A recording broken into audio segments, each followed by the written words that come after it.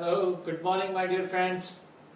मैं डोभाल आपका स्वागत करता हूं अपने इस यूट्यूब चैनल पर। मेरे दोस्तों, सच में आप लोगों ने मुझे गदगद कर दिया।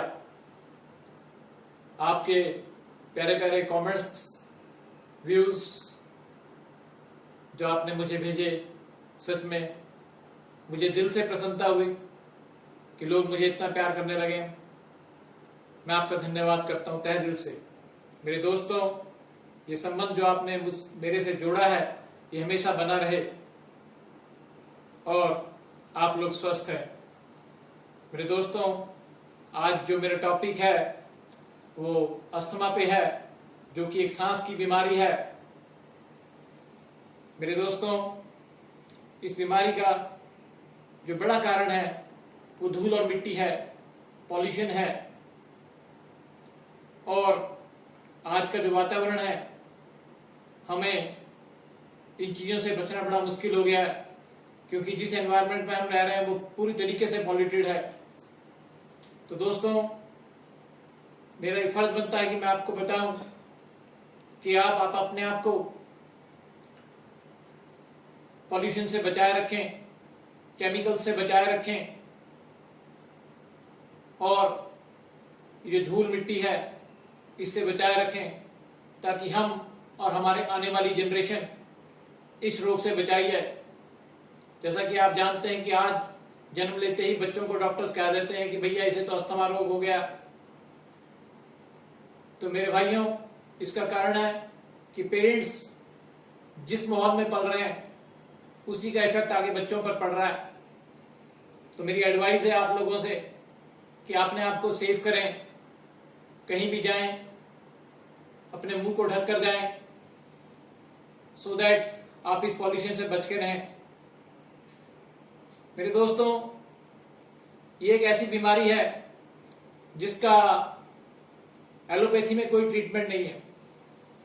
किसी भी डॉक्टर के पास चले जाइए, वो बड़ी बड़ी दवाइयों की आपको पर्चियां दे करके स्टीरॉइड्स दे देंगे, जिसके कारण आपके शरीर में दुर्बलता और बढ़ जाएगी। 4 दिन तो आप बहुत अच्छा महसूस करेंगे, लेकिन 5वें दिन वो दुर्बलता आपके शरीर में आ जाएगी। मेरे दोस्तों, ये रोग जब भी कभी मौसम बदलता है तो भयानक रूप धारण करता है। मेरा उन सभी पेशेंट से अनुरोध है जो कि इस रोग से ग्रस्त हैं, जब भी कभी मौसम बदले तो वो सचेत हों और प्रिकॉशंस लेना शुरू करें। स्मोक से दूर रहें, केमिकल से दूर रहें, और धूल मिट्टी से दूर रहें, और एलर्जी से दूर रहें। ये चीजें आपको इस रोग से बचाने में बहुत मददगार सिद्ध होंगी। मेरे दोस्तों, जो मैं एक्सरसाइज आपको बताने जा रहा हूं वो आज प्राणायाम है, जिसको योग में प्राणायाम कहा जाता है। योग में 3 चीजें हैं: आसन, प्राणायाम और क्रिया। तो आसन मैंने आपको अपनी 3 वीडियोस में पहले दिखाए हैं, और जो अस्थमा का रोग है इसके लिए जो सबसे कारगर है वो प्राणायाम ज्यादा कारगर है। तो आज मैं चाहूंगा कि मैं आपको प्राणायाम बताऊं, क्योंकि हमारा शरीर जो है वात, पित्त और कफ से भरा पड़ा है। मैं चाहूंगा कि आज मैं आपको ऐसा व्यायाम बताऊं कि आप सांसों के द्वारा प्राणायाम मीन्स प्राणों को नियंत्रण करना, आप प्राणों को नियंत्रण करना सीखें और अपने आप को स्वस्थ रखें। तो ये मैं एक्सरसाइज आपको बताने जा रहा हूं।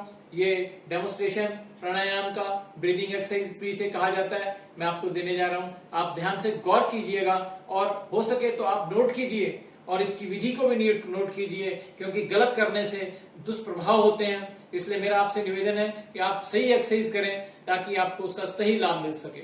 मैं ये एक्सरसाइज आपको बताने जा रहा हूं, आप इसे नोट करें। हो सकता है आप कॉपी ले लें, पेंसिल ले लें, और इसका नाम नोट करें और इसकी विधि नोट करें।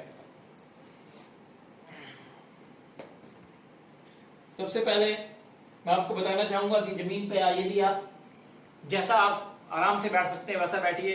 ये पद्मासन है, इस तरीके से पद्मासन में आप बैठ सकते हैं।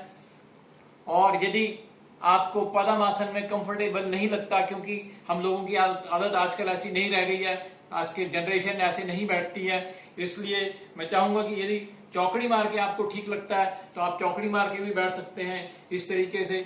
हाँ, और यदि आप चौकड़ी बांध के भी आपको अनईजी लगता है तो घुटने के बल आप बैठ सकते हैं। जैसा आपको आसान लगे, जिसमें आप कंफर्टेबल फील करें, उसमें आप एक्सरसाइज करें। तो दूसरी बात, मैं आपको ये एक्सरसाइज घुटने के बल करके दिखाना चाह रहा हूं। और ये जो पोज है हमारा घुटने के बल बैठना, ये एक बड़ा अच्छा डाइजेस्टिव पोज भी है भाइयों।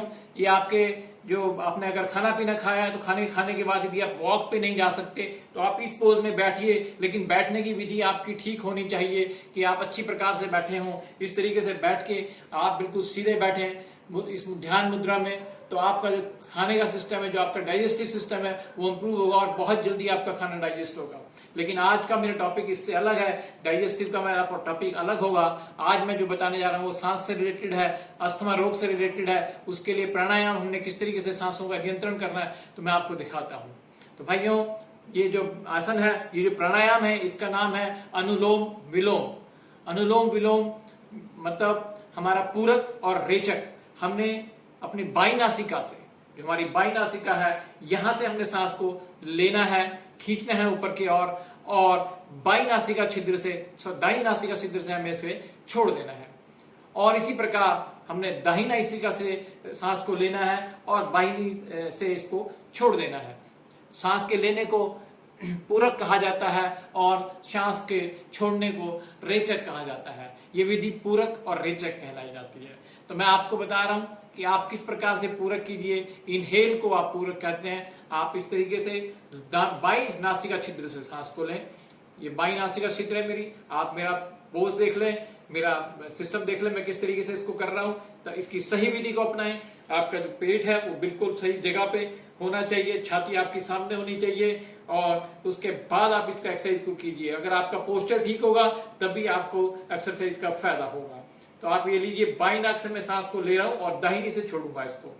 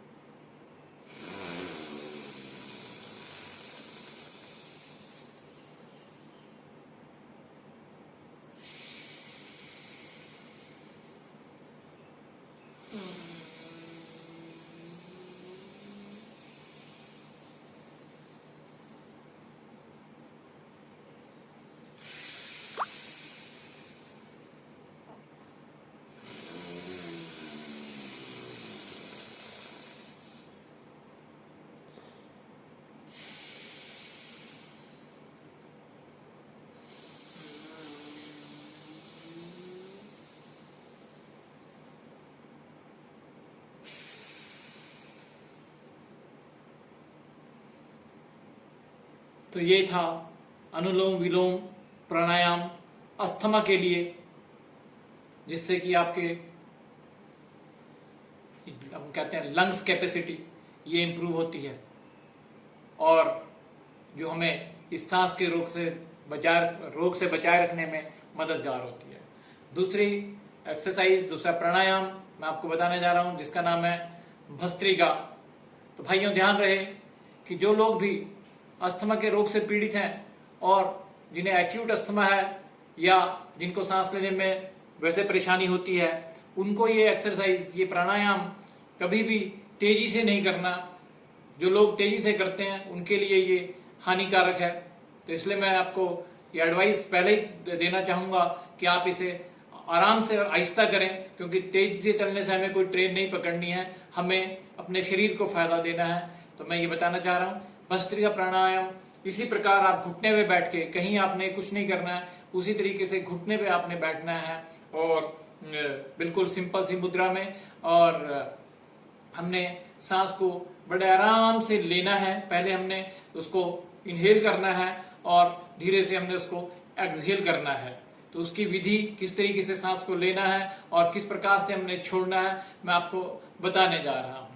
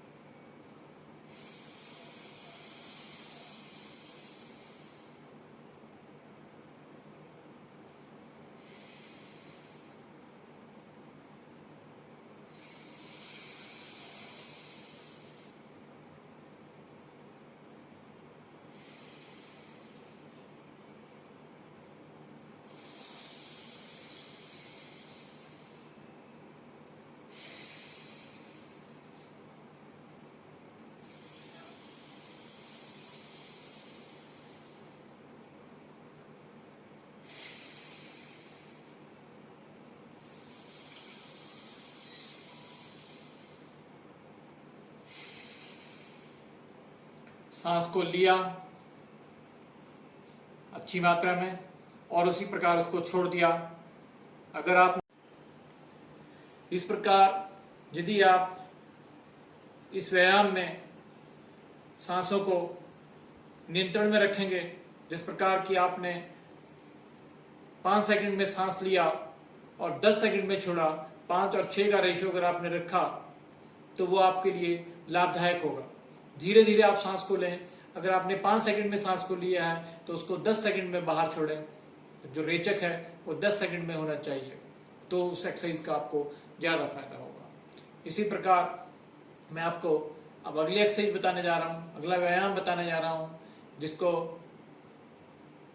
कपालभाति कहते हैं। इस नाम से सभी लोग परिचित हैं, क्योंकि भारत में माननीय रामदेव जी ने योग का प्रचलन प्रचुर मात्रा में किया है, जिससे सब लोग इन एक्सरसाइजेस को जानते हैं।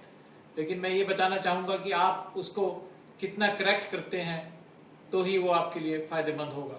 तो ये तीसरी एक्सरसाइज है, तीसरा जो व्यायाम है, तीसरा प्राणायाम जो मेरे पास में आपको बताने को है, इसको भी आप देख लीजिए। इसी प्रकार से तीनों एक्सरसाइज, तीनों प्राणायाम एक ही तरीके से घुटने में बैठ के भी कर सकते हैं आप, चौकड़ी मार के भी कर सकते हैं आप, या पद्मासन में भी आप कर सकते हैं आप। ठीक है, इसको मकरासन कहा जाता है, जिसमें अभी मैं बैठा हूं। तो ये मकरासन का पोज है और इसमें मैं आपको बता रहा हूं कि किस प्रकार से आपने अभी ये कपालभाति को करना है। कपालभाति को भी आपने बड़े तरीके से करना है, इस तरीके से नहीं कि जोर से सांस लें, उसके आपको दुष्प्रभाव हो। सांस को नियंत्रण करने का आप तरीका देख लें और उसी तरीके को आप फॉलो कीजिए।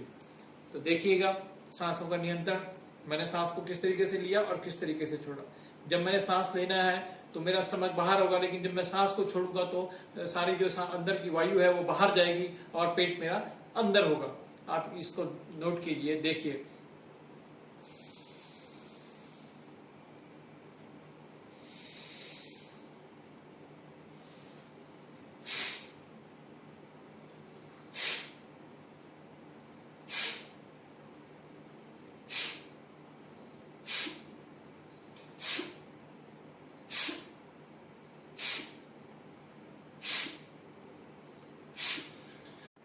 इस प्रकार आपने ये प्राणायाम देखा कि किस प्रकार से सांसों को नियंत्रित किया गया। ये विधि मेरा विश्वास है आपने नोट की होगी। आप इसे नोट करिएगा और इसी विधि से आप इन आसनों को, इन प्राणायामों को कीजिएगा ताकि आप स्वस्थ रहें। मेरा विश्वास है कि जो लोग इसको इस विधि से करेंगे वो लोग स्वस्थ रहेंगे। बाकी अंत में ज्यादा ना कहते हुए आज की इस वीडियो को यहाँ विश्राम दूंगा और बस यही रिक्वेस्ट करूंगा कि जैसा प्यार आपने मुझे पिछले 2-3 दिनों में दिया है, ऐसे ही आगे देते रहें और मेरे इस चैनल को लाइक करें, सब्सक्राइब करें। मैं आपका हमेशा तहे दिल से धन्यवादी रहूंगा।